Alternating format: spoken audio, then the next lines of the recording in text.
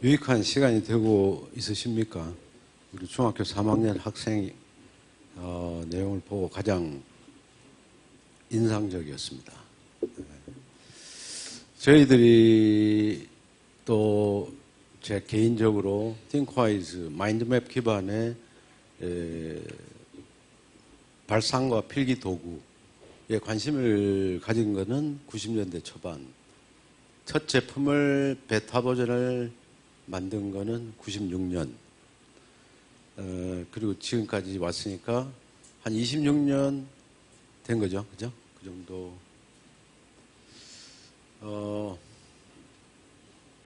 저희들이 최종적으로 원하는 거는 전 국민이 전 생애 주기에 학습하고 업무하는 영역에 사용하는 도구로 만드는 것.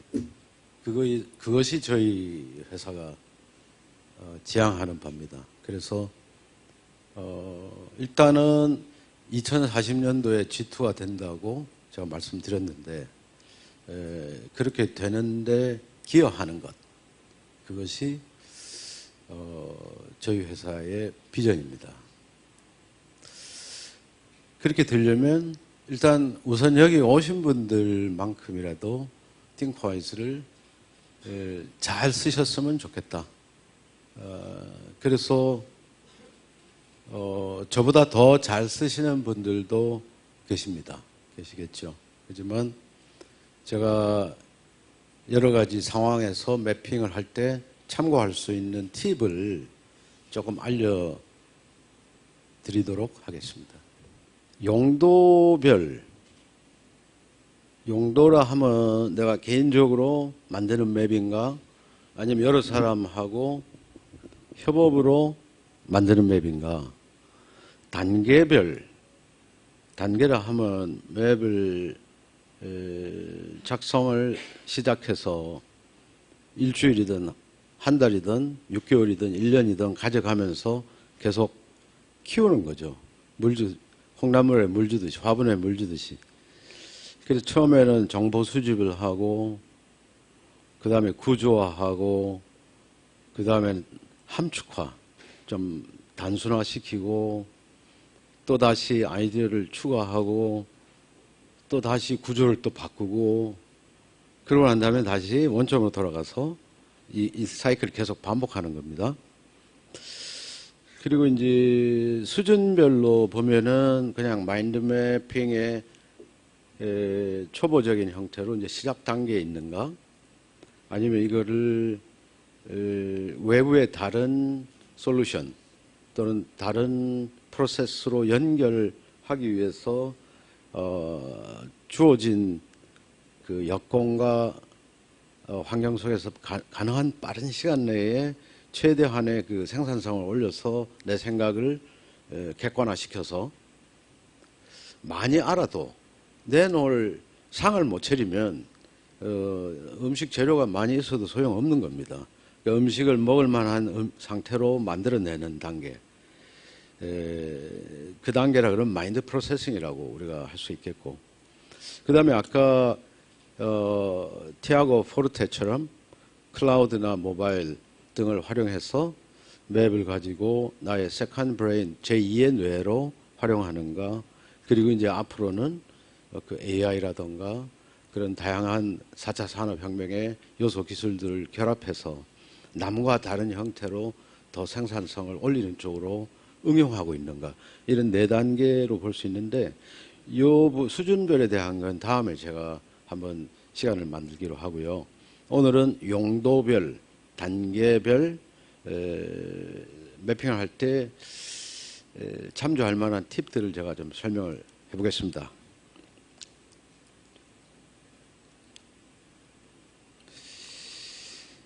자,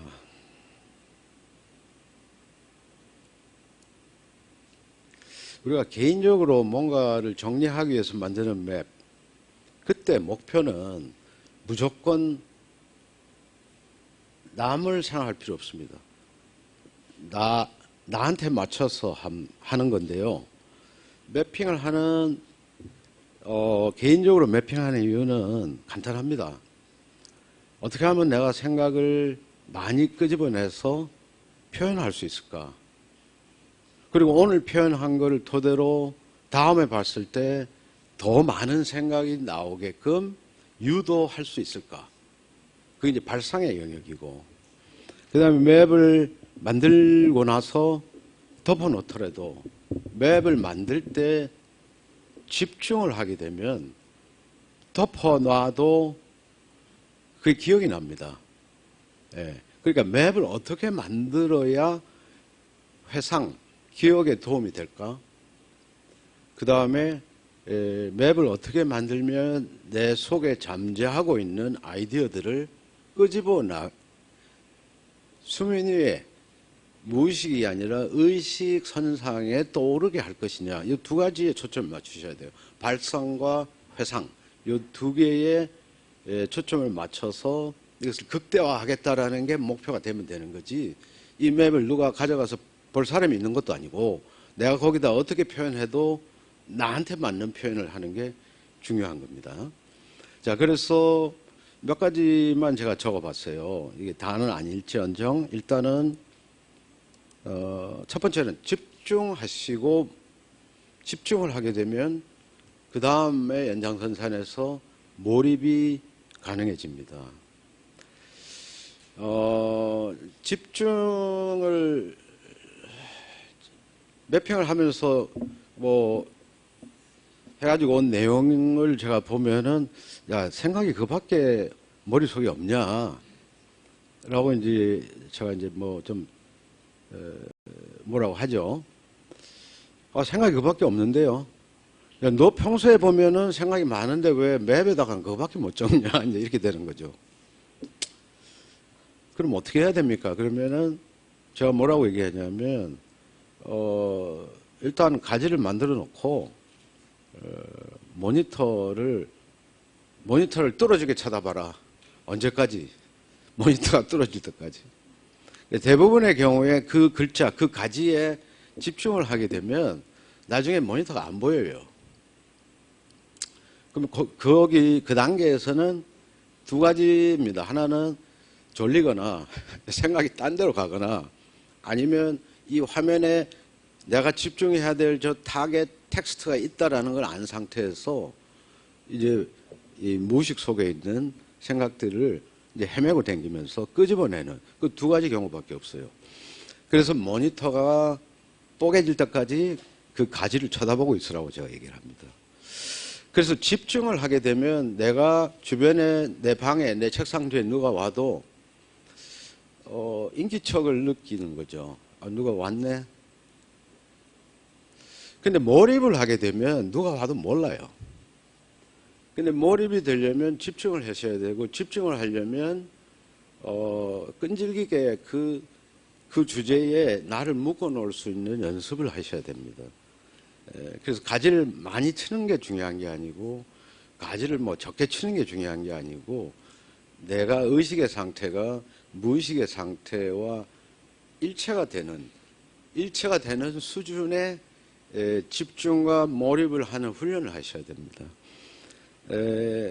그래서 예를 들면, 그러면 집중은 어떻게 훈련할 수 있나요? 여러 가지가 있는데 제가 장난 삼아서 이런 얘기를 합니다. 사실 장난이 아니고요.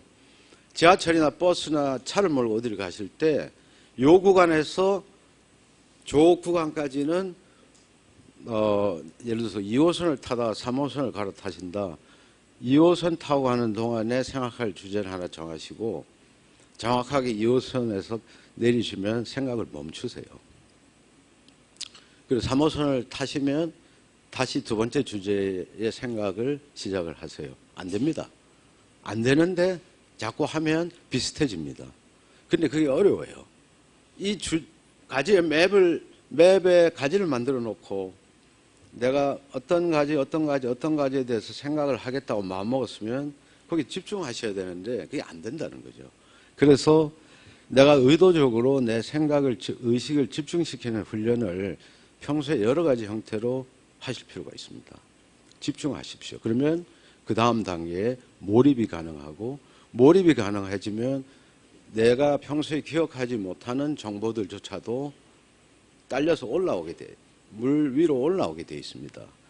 두 번째는 표현을 하실 때 누가 보는 거 아니니까 지극히 개인적인 표현, 그리고 내가 그 내용을 회상하는 데 필요한 단초가 되는 어떤 단어로 적으셔야 돼요. 일반화시켜서 적으시면 말이 길어지고 내게 안 되는 겁니다. 자, 그래서 예를 들면 어떤 영화를 한 편 보고 그 중에 제일 기억에 남는 장면을 한번 떠올리시는 거예요. 그래서 그 장면을 생각하면 그 영화 제목이 떠오르고 주인공이 떠오르고 거꾸로 인출 장면이 되는 거죠. 그런 연습을 하셔라. 굉장히 어려운 주문인데 정해진 시간에 집에 가셔서 정해진 시간에 오늘 하루를 상징하는 단어는 무엇이었을까를 생각해 보신 적이 없으실 거예요. 있다 그러면 그분이 좀 이상한 분이죠. 그리고 오늘 하루의 색깔은 무슨 색깔이었을까 생각해 보신 적도 없으실 겁니다. 그런데 능력이라는 거는 숲속에 풀들이 막 있는데 한 번 걸어가고 또 걸어가고 그 같은 경로를 계속 걷다가 보면 풀이 죽으면서 길이 생기는 것처럼 능력은 연결되지 않았던 경로에 뉴런들이 연결되는 과정에서 이게 길이 나는 거예요. 길이 나는 것. 길이 만들어진 게 소위 말하는 능력인 거거든요. 그래서 한 번도 생각하지 않았던 개념을 연습해 보는 것. 영화의 한 장면을 떠올린다든가 하루의 한 단어를 상징어를 생각한다든가 어떤 대표 색상을 생각해 본다든가 한 번도 가지 않았던 경로의 생각을 해보는 겁니다. 그래서 두 번째 팁은 개인적인 표현, 개인적인 인출어를 찾는 연습을 평소에 하셔라. 그리고 과감하게 내가 이 사상, 이 주제에 대해서 떠오르는 생각들을 가지에 한 개 단어, 두 개 단어로 쓰려면 1시간 동안 돌아다니다 보고 온 거 한 단어로 얘기하는 거랑 똑같은 얘기거든요. 그러면 떠오르는 걸 매핑하려고 하면 거기에 다 시간이 넘어가 버려요. 그러니까 무조건 떠오르는 인출어, 개인적인 표현을 써서 짤막짤막하게 가지에 적는 연습을 하셔라. 그 다음에 세 번째는 이거는 개인이든 협업이든 마찬가지지만 분류체계입니다. 아까도 누가 그런 팁을 얘기하셨는데 분류체계가 굉장히 중요합니다. 분류체계라는 것은 1레벨을 얘기하는 거죠. 1레벨. 1레벨을 어떻게 정의하느냐가 다음에 이 맵을 열었을 때 알아요. 저건 뭔가 이상하다. 누가 알아요? 무의식이 아는 거예요. 재미없다. 그 다음에는 재미없다가 돼요. 1레벨에 공을 들이셔야 돼요. 1레벨에 공을 들이시면 다음에 자발적으로 생각이 거기 참여를 하게 됩니다. 지금 여기에 이거는 좀 빗대서 써놨는데 사람을 딱 봤을 때 호감이 가는 사람, 표면적으로는 미인과 미남의 기준이 뭐냐면요, 미인과 미남을 봤을 때 표면 물리적으로 호감을 딱 느낍니다. 그 기준이 뭐냐면 좌우 대칭입니다. 좌우 대칭.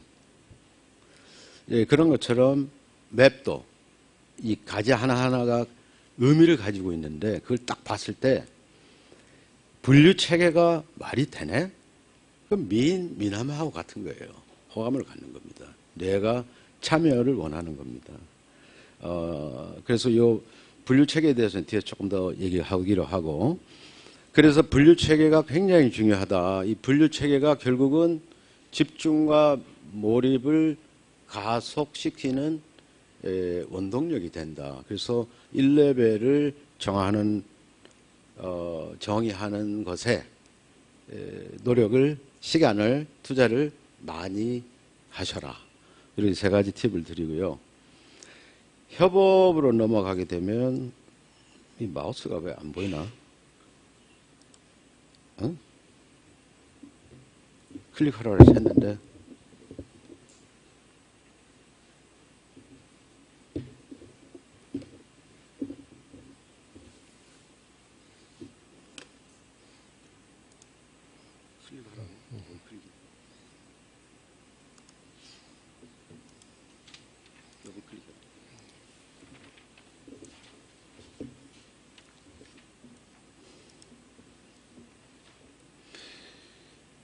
개인 맵을 작성하실 때 최대의 목표는 발상과 회상을 극대화할 방법을 내가 훈련해야 돼요. 여러 사람이 같이 작성하는 협업 맵의 목표는 여러 사람의 지적 능력을 최대한 끌어내서 집단 지성을 극대화하는 겁니다. 오케이? 자, 그래서 협업의 경우는 첫 번째는 여러 사람이 하는 거기 때문에 소통하고 공유하기 위한 프로토콜을 정의하고 합의해야 돼요. 무슨 얘기냐? 아까 우리 이경정 박사님도 얘기했지만 내가 빨간색 칠해놓으면 이거 급한 거야. 누가 빨간색을 칠하더라도 그게 눈에 띄면 저게 급한 거야라고 인지하자. 그 약속하는 거거든요. 그런 것처럼 용어, 단어에 대한 합의, 정의. 여러분 의문이라는 단어와 의심이라는 단어가 비슷하죠. 어마어마하게 다른 단어입니다. 이제 그렇듯이 어느 시점에 우리는 어떤 용어를 썼을 때 어떤 의미로 공유하겠다라고 하는 정의와 합의를 최소한의 범위 내에서 해놓으셔야 됩니다. 그 다음에 두 번째로는 이제 시인성을 위한 색상, 아까 얘기하셨죠? 도형, 기호, 이런 것에 대한 합의가 필요하다.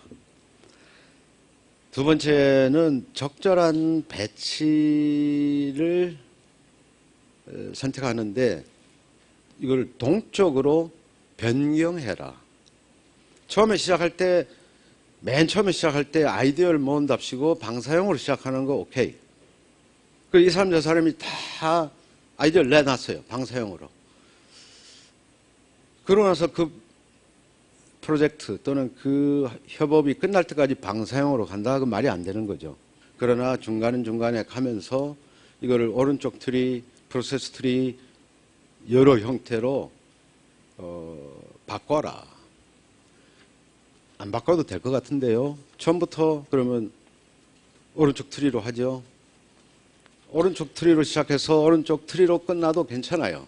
그런데 여러분 한 집에 들어가서 평생 살다가 돌아가십니까? 중간중간에 이사도 가고 같은 집에 살면서도 가구도 다 갖다 버리고 새로 사고 하잖아요. 리모델링 하잖아요. 그죠?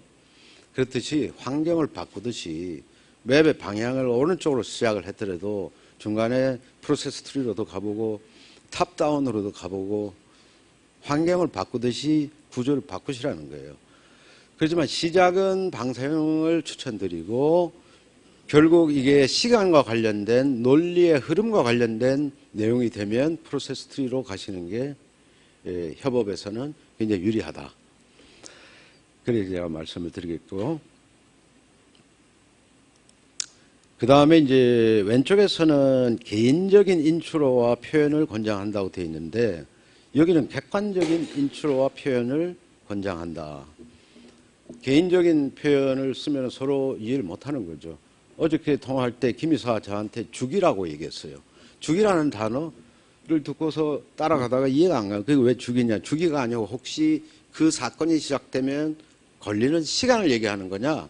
그렇대요. 그럼 그건 죽이가 아니다. 소요 시간인 거지 죽이가 아니다. 맞대요. 그럼 왜 죽이라고 얘기했냐? 머릿속에 그 단어밖에 없었대요. 그럼 소통이 안 되는 거예요. 그렇듯이 굉장히 객관적인 이 어휘력, 표현력, 이것이 중요하다. 여러 사람이 특히 문장이 아니고 한 개, 두 개의 단어를 가지고 어떤 토픽 전체를 표현한다고 했을 때는 굉장히 이 고민을 많이 하셔서 객관적인 어휘를 표현을 쓰시라. 여기서도 나오네요.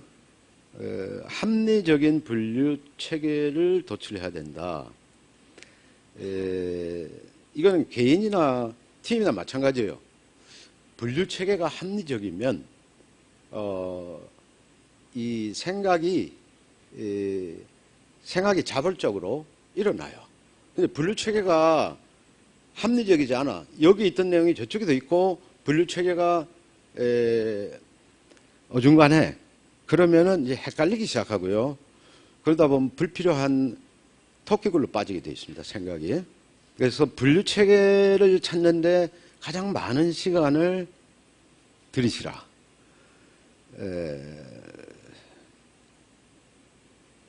그리고 마지막에 이어 나온 것은 역할 정의, 참여 기여도 공유, 협업 매핑을 하실 때 중요한 것은 역할 정의입니다. 협업이라는 단어의 정의에 대해서 한번 더 말씀을 드릴게요. 협업이라는 단어가 있고요. 그 옆에 두 개 단어가 더 있어요. 협동과 협력이라는 단어가 있습니다. 그러면 저한테 이 용어에 대한 설명을 여러 번 들으신 분들이 계실 겁니다. 협동과 협력의 차이점을 아셔야 되고요. 협업은 그 앞에 두 개 단어와 같은 선상에 있는 단어가 아닙니다. 삼각형을 3등분을 해요. 가로로. 그럼 맨 위에 삼각형이 하나 있고 중간에 마른 목걸이 있고 또 마른 목걸이 있죠. 맨 위에가 뭐냐? 목적입니다. 삼각형의 맨 위에 부분은 목적. 그 밑에 목표. 그리고 맨 밑에 수단과 방법이 있습니다. 그래서 조직도 마찬가지예요. 조직을 우리가 피라미드라고 빗대서 얘기하는데 조직의 목적에 해당하는 부분은 누가 설정하고 관리합니까? 실무자가 합니까? 아니면 CEO나 임직원, 경영진이 합니까? 그런 것처럼 목적은 삼각형의 맨 위에 해당합니다. 목적을 공유하면, 목적을 공감하고 공유하면 협동이 됩니다. 밑에 목표를 공감하고 공유하면 협력이 되는 겁니다. 협동과 협력은 레벨이 다른 거예요. 협동은 목적 자체를 공유하고 목표를 설정하고 같이 하는 거고, 목적은 서로 달라. 목표는 공유해. 그래서 같이 해. 그럼 그 협력이 되는 거예요. 근데 그 다음 질문은 목표가 명확하냐? 그 다음에 일정이 명확하냐? 물어봤더니 명확하대요. 그러면 프로젝트가 된 거예요. 그래서 협동하는 사람들은 협동 프로젝트를 하는 거고요. 협력하는 자들은 협력 프로젝트를 시작하는 거예요. 목표와 일정이 명확할 때. 이제 그 다음 질문은 프로젝트 한다는데 여러 사람이 모여서 협동을 하든 협력을 하든 프로젝트를 하는데 역할이 나눠져 있는가? 역할이 안 나눠져 있어요. 그냥 어중이 떠중이처럼 밀고 가는 거예요. 프로젝트는 하는데 협업은 못하고 있는 겁니다. 역할이 나눠져 있어요. 그러면 협동 프로젝트를 하든 협력 프로젝트를 하든 목표와 일정이 명확한 상태에서 역할이 나눠져 있으면 그 프로젝트를 협업으로 진행하는 겁니다. 지금 협업 맵을 만든다고 했죠. 그러면 여기도 예외가 없는 거예요. 협력을 하기 위해서 협업 맵을 만들었던, 협동을 하기 위해서 협력 단계로 내려와서 협업 맵을 만들었던 역할이 나눠져야 됩니다. 그래서 협업 맵 한다고 그냥 맵 누가 하나 만들어 놓고 그냥 들어와서 의견 다뤄. 그 협업 아니에요. 협업이라는 단어가 여러분들을 위로하고 있을 뿐이지 성과가 나오기 어렵습니다. 협업 맵을 설정하고 누구를 초대하는 순간 참여자들과 합의해야 될 것 중에 하나가 역할입니다. 내가 PM할게. 너는 요거를 맡아. 너는 요거를 맡고. 또는 다들 이 작업을 해. 나는 어떤 역할을 할게. PM이. 그 역할을 정의하지 않으면 협업이 아니다. 그래서 협업 맵을 클릭만 하면 만들어진다. 그래서 협업한 것처럼 착각하지 마시기 바랍니다. 그래서 지금 제가 설명드린 거를 요약을 수식으로 만들어 봤습니다. 성과는 협동 또는 협력을 프로젝트화 했을 때 시작되는데 거기에 협업이라고 하는 난해한 형태의 절차와 과정을 곱해야 된다. 그래서 어렵다. 그 성과는 프로젝트를 협업의 형태로 수행할 때 나올 수 있는 최소의 환경이 만들어진다. 이렇게 이해하시면 되겠고, 두 번째로 협업은 PM과 멤버들이 역할을 정의하는 것이다. 이렇게 이해하시면 성과가 나오려면, 그리고 협업 맵을 만드시려면 요 위에 있는 요 협동 협력 프로젝트 PM과 멤버의 역할, 여기까지를 같이 이해하셔야 된다. 단계별 매핑 팁에 대해서 조금 설명을 드리겠습니다.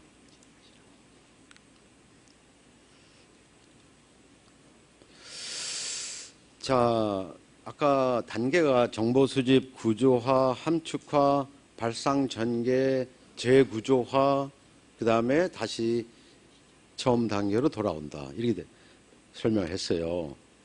그럼 정보 수집 단계는 딴 거 없어요. 편안하게 릴렉스한 상태에서 강제하지 않고 자발적으로 가능한 많은 아이디어를 끄집어내는 게 팁입니다. 다다익선, 많을수록 좋습니다.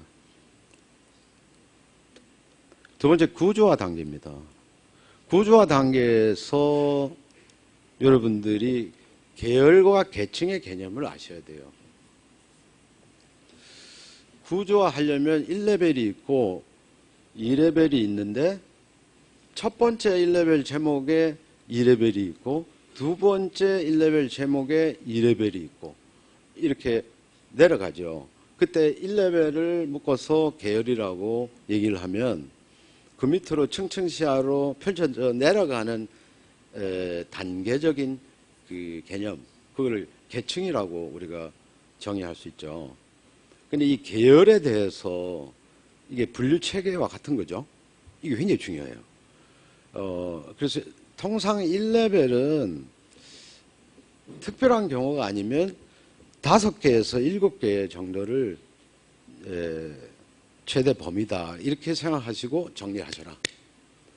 1레벨은 5개에서 7개. 그런데 그 1레벨에 어떻게 1레벨을 분류체계를 정해야 되느냐. 그거는 중간에 있는 제목, 이 주제, 전체 주제, 이 주제에 대해서 이 분류체계로 가면 모든 게 다 포함될까? 이렇게 생각하시면 되는 거예요.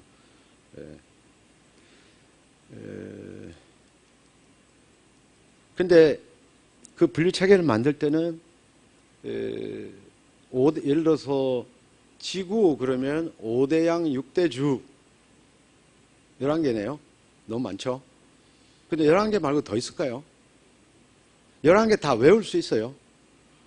그거 쉽지 않단 말이에요. 그럼 지구의 육지와 대륙과 바다를 내가 1레벨 분류 체계로 하겠다. 그러면 생각나는 대로 적어요. 적는데 다 기억을 못하면 어떻게 해야 됩니까? 아는 데까지만 적고 끝내면 큰 실수하시는 거예요. 아는 데까지 적고 마지막에 기타라고 하는 기타, 그 외에 내가 기억하지 못하는 뭔가 있을 수 있는 기타라는 가지를 하나 더 만들어 놔야 돼요. 그래서 일단 1레벨은 어떤 원칙으로 하느냐 하면 MECE, 이게 맥킨지가 만들어 놓은 분류의 원칙인 거예요. 내가 표현하려고 하는, 공략하려고 하는 주제에 대해서 빠진 것도 없고 중복되는 것도 없는 완벽한 분류체계, 그걸 추구하는 거예요. 그걸 MECE라고 얘기를 해요. 근데 이 기타라는, 아까도 말씀드렸지만 5대양 6대주 한꺼번에 기억해서 11개 바로 적어낼 수 있는 사람이 많지 않듯이, 내가 뭔가 1레벨 체계를 처음에 적어놓고 기타라는 가지를 반드시 하나 만들어 놔라. 그 이유는 다음과 같습니다. 기타는 내가 알아도 지금 내 기억이 안 날 수도 있는 거고, 내가 아는 것보다 내가 모르는 게 더 많이 있을 수도 있는 거고, 내가 알고 있다고 생각하는 것도 틀릴 수가 있는 거예요. 그러니까 내가 안다고 또는 떠올라서 내가 안다고 생각하는 것 자체에 고집을 피우면 그런 사람들이 생각, 태도의 유연성이 이제 부족한 형태로 가는 거죠. 그래서 더 생각해보고 찾아보자. 그런가 하면 남의 생각도 들어보자. 이렇게 되면 이제 관점의 확장의 가능성을 스스로 인정하는 거예요. 그리고 이게 태도를 변화시킵니다. 결국은 이것이 반복이 되면 사고의 유연성이 확대가 되는 거예요. 그래서 이 기타라고 하는 가지를 만드는 거를 지금 알았다, 내일부터 할 수 있다, 성립이 안 돼요. 아는 게 행하는 것과 이 꼴이 된다면 가방끈 제일 긴 사람이 대통령 해야 됩니다. 안다, 지금 알았다, 이해했다, 그래서 알았다, 그래서 내가 행할 수 있다, 아니거든요. 가서 연습하셔야 돼요. 반복적으로 훈련하셔야 돼요. 훈련 안 하시면 여러분은 사고의 유연성보다는 사고의 경직성 쪽으로 계속 탑을 쌓고 계신 겁니다. 두 번째, 계층에 관한 예를 제가 하나 드릴게요. 1레벨은 분류 체계잖아요. 1레벨은 카테고리, 중심 제목에 대한 모든 것을 담는 카테고리를 설정한다. 근데 자신이 없거나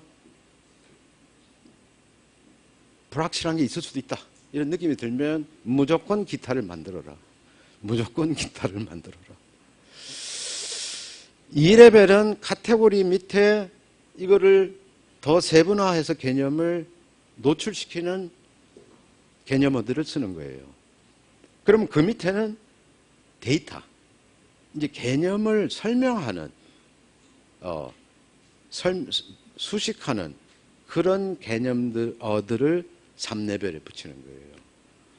그러면 마지막 단계 4레벨에서는 그래서 어떤 시간, 어떤 조건, 액션에 관련된 내용들을 붙이는 거예요. 이렇게 예를 들면 이렇게 4개의 계층으로 정보를 구조할 수 있다. 그래서 이 개념 체계를, 계열과 계층을 얼마나 합리적이고 객관적인 형태로 만들어 가는가.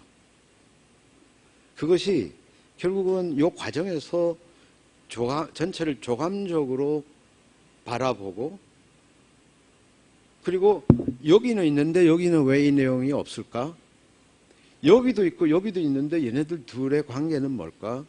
결국은 나만의 질문. 크리티컬 띵킹은 나 밖에 남을 비판하는 게 아니고 내가 공략하고자 하는 주제와 관련된 흐트러져 있는 개념들을 구조화하는 과정에서 이해를 하기 위해서 스스로 만들어내는 나만의 질문인 거거든요. 그 질문을 제일 쉽게 유도하는 방법은 계열과 계층을 객관화시키는 노력.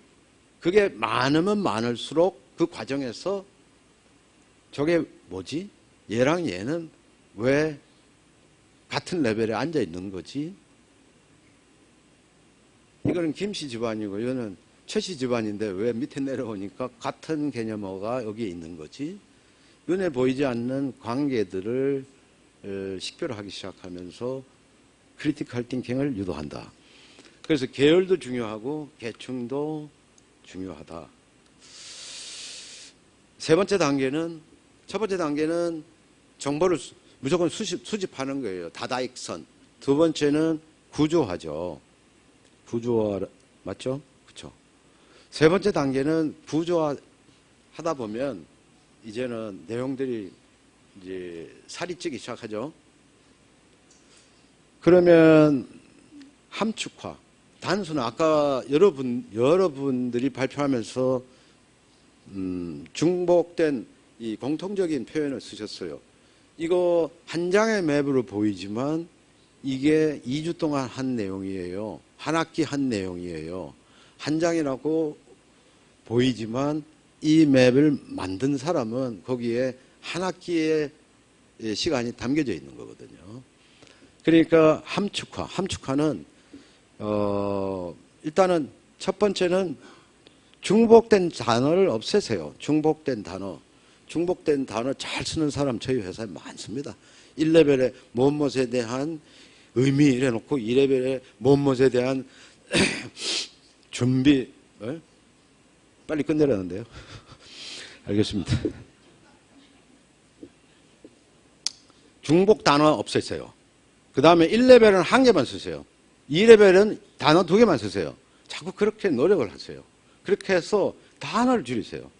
문장으로 썼어요. 구로 바꾸세요. 구로 했어요. 핵심 하나만 남겨놓으세요. 그렇게 자꾸 줄이는 노력을 하셔야 먼 길을 갈 수 있습니다. 먼 길 가려면 보따리를 가볍게 써야 돼요. 먼 길 갈 건데 보따리 이만큼 싸가지고 지구에서 어디까지 갈 겁니까? 그러니까 공유하거나 기억해낼 수 있는 범위 내에서 최대한 단촐한 형태로 줄이는 겁니다. 그래서 여러 가지 기능도 있고 하니까 쓰시고, 그 다음에 여러 개 가지가 있으면 한꺼번에 묶어서 하나로 합병도 하시고, 이렇게 하는 이유는 뭐냐? 함축화를 하셔야, 아까 서두에 말씀드린 것처럼 집중과 회상력을 담보해 줍니다. 증강시킵니다. 그 다음에 이제, 네 번째 단계에서는 이렇게 또 함축화했죠. 확장됐으면 줄어들고, 이 진동처럼, 파동처럼 늘어났으면 줄어들고, 늘어났으면 줄어들고, 이런 거예요. 장운동 하듯이. 그래서 이번에는 함축한 상태에서 이제 또 아이디어를 막 집어넣는 거죠. 개인적으로, 팀이. 그러면 이제 아이디어 정보가 늘어나면, 상황과 상태 변화를 반영해라. 그러니까, 여기에는 딴 거 없어요. 과감해져라. 혼자서 매핑 하더라도 왜 그런 거 있잖아요. 그림 그리라고 백지하고 사인펜 주면은 벌벌 떨어요. 어디서 처음을 시작을 해야 될지. 그 공백에 대한 이 트라우마가 있어요. 또는 뭐 만들어 놓은 거에 대한 트라우마가 있어요. 그 수정을 못 해. 집이야 지어놓고 기초를 갖다가 뽑아내면 집이 무너지지만 매번 기초를 뽑아낸다라 하면 분류 체계를 바꾸는 건데 아무 일도 안 생겨요. 그냥 조금만 타이핑 더 하면 됩니다. 그러니까 과감하게 분류 체계를 흔들 수도 있고 과감하게 없애버려라. 없어진 다음에 뭐가 허전하면 그거 잘못 없앤 거니까 살리면 되고 과감하게 추가하고 삭제하고 이동하셔서 분류체계도 확 잡아 뜯어서 없애버리고 바꿔버리고, 아까도 말씀드렸지만 배치를 바꿔라. 그렇다고 심심하면 이사 가는 사람은 없잖아요. 살다 보면은 또 집을 리모델링도 하고 이사도 가듯이 배치 방향을 바꾸시라는 거예요. 아니 거꾸로 매달려서도 이렇게 세상을 보면은 다른 뭐 생각이 난다며요. 물구나무 서면은. 그런 것처럼 화면을 돌릴 수는 없으니 배치를 과감하게 바꿔라. 과감하게 이동하고 추가, 삭제, 배치를 바꿔라. 아까우면 저장해놓고 새로 열어서 바꿔라. 그럼 돌아갈 수 있죠. 그 다음에 내용 확장입니다. 있는 것만 그냥 이리저리 주워 모아서 알뜰하게 집어넣는다고 혁신적인 발상이 전개될 수는 없어요. 그러면 다양한 사고 방법론을 이해하고 시도해라. 다양한 사고 방법론을 가서 수강을 했어요. 연수원에서 들었어요. 책을 읽었어요. 이해했어요. 내일부터 할 수 있어요? 못합니다. 아까랑 똑같은 상황입니다. 내가 알았다고 행할 수 있는 게 아니에요. 그 근육이 형성되는 과정이 필요합니다. 그러면 여러분들 창의력이 뭔지 아세요? 다 아시죠? 그런데 매핑하면서 그거를 훈련하셨나요? 기억이 안 나실 거예요. 창의력은 상상, 연상, 결합입니다. 맵에다 대고 상상, 연상, 결합을 해보세요. 처음에는 나 상상해야지. 그 다음에 나 연상해봐야지. 나 결합해야지. 명시적으로 나의 내면 세계에다가 나 지금 연상하고 있어라고 가리키세요. 그렇게 해서 그 근육을 키우세요. 그래서 창의력에 대한 훈련도 하시고 확산과 수렴, 뜻은 알죠? 해보셨나요? 해보세요. 해보셔야 됩니다. 그래야 그게 근육이 됩니다. 창의적 사고와 논리적 사고 많이 들어본 얘기죠. 심지어 행복과 성공이 뭔지 정의하라 그러면 못해요. 그럼 뭔지 알아요. 느낌으로 아는 단어. 그걸 하나씩 하나씩 느낌이 아니고 내가 연습해서 내 걸로 만드는 과정이 필요합니다. 연역 귀납에 대해서 아시나요? 아시죠? 띵크와이즈로 연역적 사고 해보셨어요? 어떻게? 귀납적 사고 해보셨나요? 언제? 더 중요한 게 있어요. 귀추적 사고가 있습니다. 대부분의 우리는 문제가 발생했을 때 어떤 일을 할 때 이 적용하는 사고법은 연역 귀추도 아니에요. 귀납이 아니고 귀추적 사고입니다. 귀추적 사고를 연습하셔야 됩니다. 연역과 귀납, 귀추적 사고를 연습하셔야 됩니다. 브레인스토밍, KJ법, 육생모 사고법, 발상법 빨리 끝내라고 웃고 있는 거죠? 네, 알겠습니다. 네? 알겠습니다. 오케이. 자, 빨리 할게요. 자, 이런 단어들 다 알고 계신데 정말로 절차에 따라서 한 번은 최소한 책을 열어놓고 요 순서대로 적혀있는 대로 하면서 그 다음엔 안 보고 하고 안 보고 해서 이 사고법들을 내 걸로 만드셔야 돼요. 크리티컬 띵킹. 말은 좋죠. 어디도 통하니까. 그런데 이게 뭔지 경험해 보셨나요? 하셔야 돼요. 크리티컬 띵킹. 그래서 논리적 사고, 로지컬 띵킹, 맥킨지 유명하죠. 책에 잘 설명되어 있습니다. 매핑으로 하면 그냥 누워서 떡 먹는 거예요.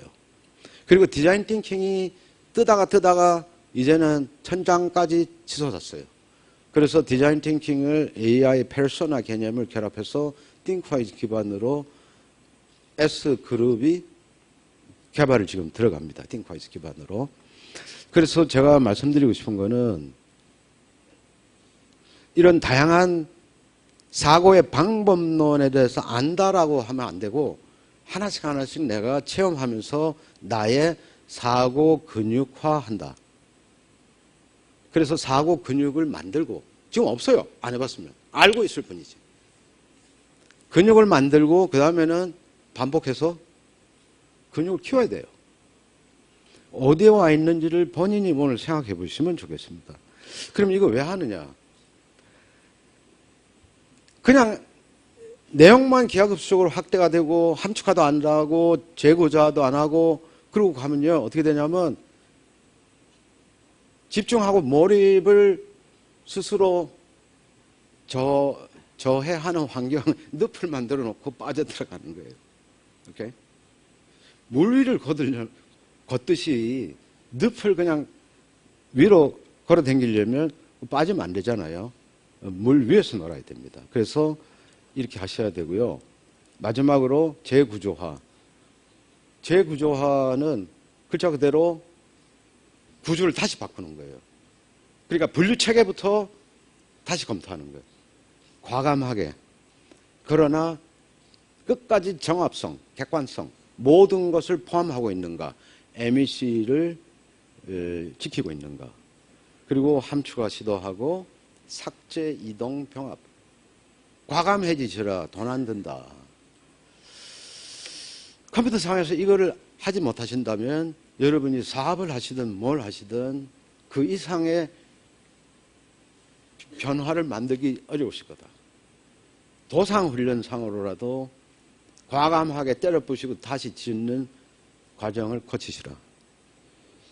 그러나 최종에는 최적의 분류체계를 항상 끝까지 1레벨은 가져가겠다라는 목표를 가지고 가시면 정보의 상호관계, 인과관계, 상호관계, 인과관계, 온톨로지와 관련된 부분입니다. 조감적, 입체적 파악을 통해서 관계에 대한 장악을 할 수 있다. 그렇게 되면 이게 머릿속에 이 정보들이 맵처럼 선이 그려서 기억되나요? 아니거든요. 어떻게 기억되는지 아무도 몰라요. 심지어 이게 심장에 기억되는지 피부에 기억이 되는지 우주에 기억돼서 가지고 오는지 아무도 몰라요. 그렇지만 중요한 것은 내가 의식의 상태에서 관계를 의미를 둔 개념어들은 눈을 감아도 가까이 존재하고 있어서 회상이 그리고 전체적인 이 구조가 머릿속에 홀로그램처럼 만들어진다는 사실을 믿으셔야 됩니다. 자, 이렇게 되면 어떻게 되나요? 이 재구조화하는 과정에서 집중과 몰입이 이제는 가속화됩니다. 그래서 컴퓨터 앞에 앉지 않아도 가면서도 생각할 수 있고 바로 앉아서 정리하면 되고 그런 단계로 진화할 수 있다. 그러고 나서는 이제 다시 스텝 1으로 돌아가셔야 되는 겁니다. 그래서 이것 말고도 옆에서 하도 뭐라 그래서 더